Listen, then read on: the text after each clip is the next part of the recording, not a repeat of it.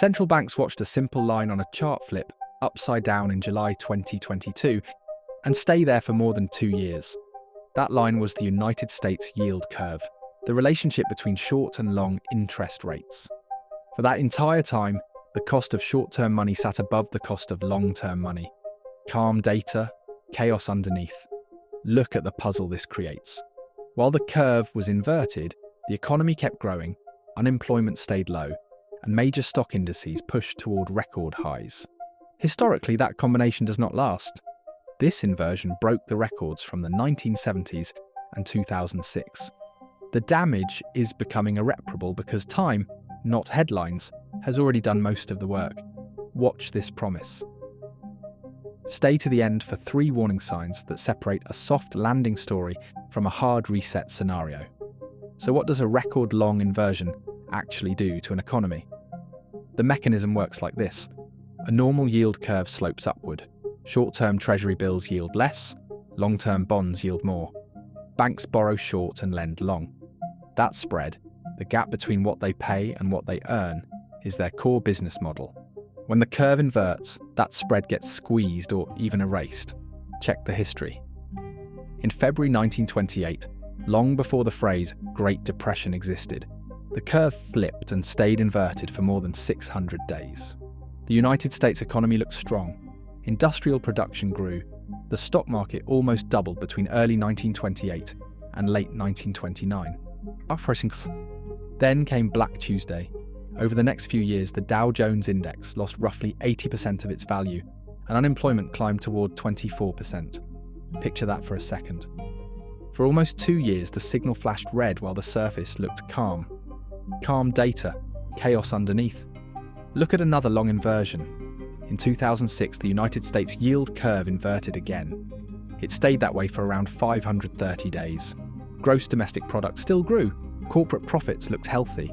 The S&P 500 kept marching higher into October 2007. Then the housing bubble burst. By March 2009, the stock market had fallen about 50 to 60% from its peak, and the global financial system needed massive support from the Federal Reserve and the United States Treasury. Watch the contrast with shorter episodes. In 1989, the curve inverted for only about 175 days. A mild recession followed in 1990. Stocks fell, but the drawdown was shallow compared with the 1930s or 2008. In 1966 and in 2020, brief inversions also appeared and then faded. Recessions followed, but they were short and relatively contained. Check this translation. The longer the curve stays upside down, the deeper the eventual scar tends to be. The biggest drawdowns followed the longest inversions, while shorter inversions lined up with shallow recessions. That does not prove a law of nature, but it sets the stage. The pattern emerged around triggers. An inversion by itself does not cause a recession overnight. It weakens balance sheets in slow motion. Then an external shock hits. In the 1970s and 1980s, that shock was often oil. Oil price spikes hit businesses like a sudden tax. Energy costs jump before revenues can adjust.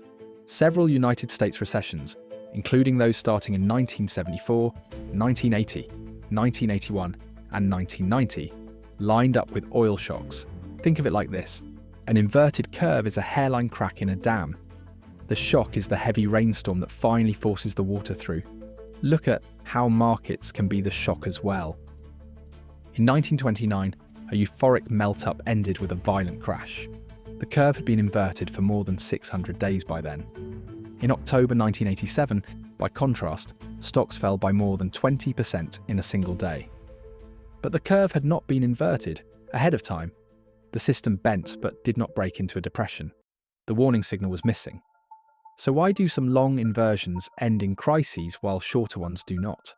Check the mechanism inside the banking system. Banks fund themselves with deposits and short-term borrowing. They extend mortgages, business loans, and longer-dated credit at fixed interest rates. When short rates stay above long rates for months and years, margins compress and risk appetite cools. New credit standards tighten. Some loans are not renewed. Weak borrowers are nudged toward the exit. Translation: credit becomes more selective.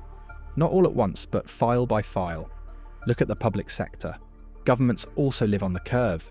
A maturity wall is the schedule of when old debt comes due and must be refinanced. When that wall hits during or right after an inversion, a country like the United States rolls off cheap debt and rolls on new bonds with much higher coupons. The interest bill rises toward, and even above, other big budget items. Think of a household that fixed a mortgage at 2%, then has to refinance at 4.5%. The payment does not just increase a little, it reorders everything else in the budget. Watch the corporate side. Large firms issued bonds at very low rates in 2020 and 2021. As those bonds mature, they face refinancing into a world where real yields, the rate minus inflation, sit well above zero. The curve can stop being inverted, while the damage from the inversion is still locked into that refinancing pipeline. Notice the contradiction. Employment data can stay solid. Headline stock indices can keep setting highs. Yet underneath, the math on every rollover, every refinancing, every new loan has quietly shifted. Calm data, chaos underneath. Look at the current cycle in that light. From early July 2022 until late August 2024, the spread between the United States 10-year and 2-year Treasury yields stayed negative for roughly 784 days. Overlapping with that, the spread between 3-month bills and 10-year notes also stayed inverted for roughly 2 years. Translation: for more than 2 full years, the system paid more for short money than for long money. That is not a normal environment for banks, for companies, or for the United States Treasury. Watch what happens next. The curve has now re-steepened. 10-year notes yield more than 2-year notes again. Then, on the surface, that looks like a return to normal. Under the surface, it means the inversion phase is over and the repricing phase has begun. So far, record length inversion, now a fragile steepening with higher real borrowing costs. Where does the quiet damage show up first? Check the policy backdrop. United States inflation, measured by the Consumer Price Index, has cooled from its peaks, but still sits above the Federal Reserve's 2% target. The Fed has shifted from rapid hikes to cautious cuts. Monetary policy, the way a central bank manages interest rates and money supply, now sits in an uncomfortable middle ground. Inflation not fully contained, growth not fully secure. Look at the Treasury's role. The United States Treasury must keep refinancing trillions of dollars in debt through regular auctions. Quarterly refunding is the schedule where the government lays out auction sizes for key maturities. Each time the question is simple: who will absorb all this supply at current yields? Check this contradiction. The government must keep issuing large amounts of debt, just as the long end of the curve sits above 4%, and private demand has to absorb more supply. The math does not break overnight. It grinds. So where exactly does the quiet damage accumulate while the curve is upside down? The numbers prove that triggers still matter. Historically, one kind of trigger has been energy. Oil price spikes in 1973, 1979, 1990, and 2007 all lined up with upcoming or ongoing recessions. Each time, the economy entered the shock already weakened by tighter money or an inverted curve. The oil surge was the final shove. Follow the money in markets. Another trigger is a stock market melt-up that ends in a sharp reversal. In January 1928, after the curve inverted, the Dow kept climbing. From that point to August 1929, the index gained roughly 98%. In 1989, after another inversion, United States stocks still rose close to 29% over about 500 days before rolling over. Ahead of the 2008 crisis, from mid-2006 to October 2007, the S&P 500 climbed roughly 25%, even as the curve stayed inverted. The result? Investors who used the curve alone as a timing tool were early by many months. The warning was correct. The clock was slow. Watch the more recent echo. In 2019, the curve briefly inverted. Stocks rose roughly 25% from that inversion to the February 2020 peak, before the pandemic shock forced a sudden collapse. The curve had not been inverted long, so the downturn, while violent, was also unusually fast and policy-driven. So which institutions now sit in the most uncomfortable seats as this cycle ages? The mechanism works like this. Prolonged inversion weakens three pillars at once. First, banks. Their net interest margins get squeezed and they raise lending standards. Second, corporates. Their future refinancing now happens at higher real yields, cutting into cash flows and investment. Third, governments. Their interest bills consume a larger share of the budget as old low-rate debt is replaced with higher coupon bonds. Translation: the longer the inversion, the less room the system has for mistakes later. Check this contradiction today. Official unemployment numbers still show a tight labour market. Headline indexes hover near highs. Yet pockets of credit stress appear in commercial real estate, small business lending, and high-yield bonds. If credit spreads, the gap between risky yields and safe treasuries, start to widen while indexes remain calm, it often signals that professional bond investors see trouble earlier than broad equity markets. This is where it gets critical for the system. Look at the three warning signs that emerge from this entire history.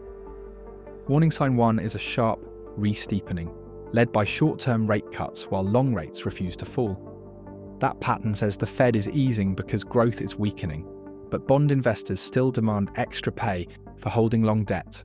Term premium, the extra yield investors demand for long bonds, stays high or even rises. Warning sign 2 is a sudden move wider in credit spreads, while equity volatility stays oddly low. That gap means bond desks are quietly marking up default risk, while stock traders keep chasing momentum. Warning sign 3 is stress at treasury auctions. An auction tail, when demand is weak at a treasury sale, shows up as a higher yield than dealers expected. If tails grow and bid-to-cover ratios fall, the Treasury must pay more to fund the same deficits.